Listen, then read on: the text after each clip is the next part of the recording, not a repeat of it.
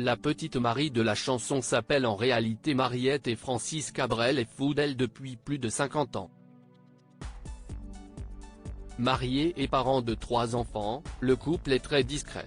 On sait néanmoins comment les amoureux se sont rencontrés. Francis Cabrel et Mariette, CIST pour la vie.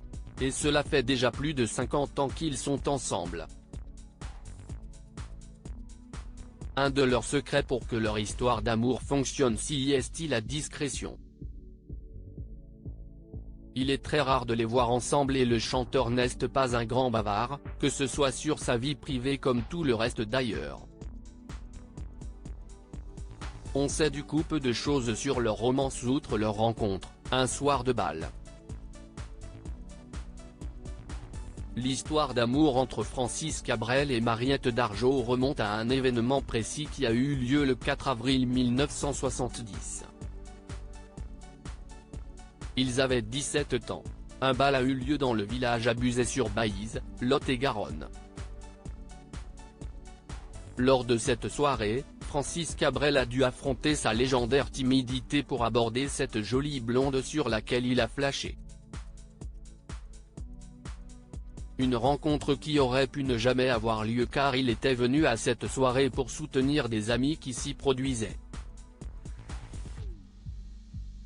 Autant dire qu'il aurait donc pu aussi être ailleurs. Francis Cabrel va donc parler à Mariette.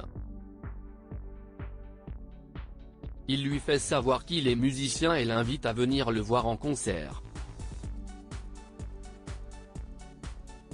Une approche qui a fonctionné puisqu'elle est venue au rendez-vous. La suite on la connaît, un amour indéfectible. Entre eux, CIST à la vie, à la mort, ils ne divorceront jamais. CIST un couple solide.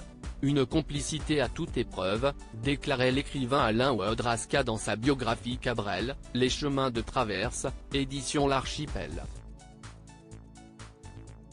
Une femme active, un couple très discret. Cet amour s'est concrétisé par l'arrivée dans leur vie de 3 enfants, Aurélie, née le 30 juillet 1986, Manon, née en 1990, et Thiou, adoptée en 2004 lorsqu'elle n'avait que 3 mois. Femme dans l'ombre de Francis Cabrel, Mariette a su aussi se faire un nom dans son métier, la décorateur d'intérieur. Elle possède d'ailleurs sa boutique et s'occupe aussi d'une société immobilière. Elle a tout de même un pied dans la musique avec le label Chandelle Productions qu'elle gère.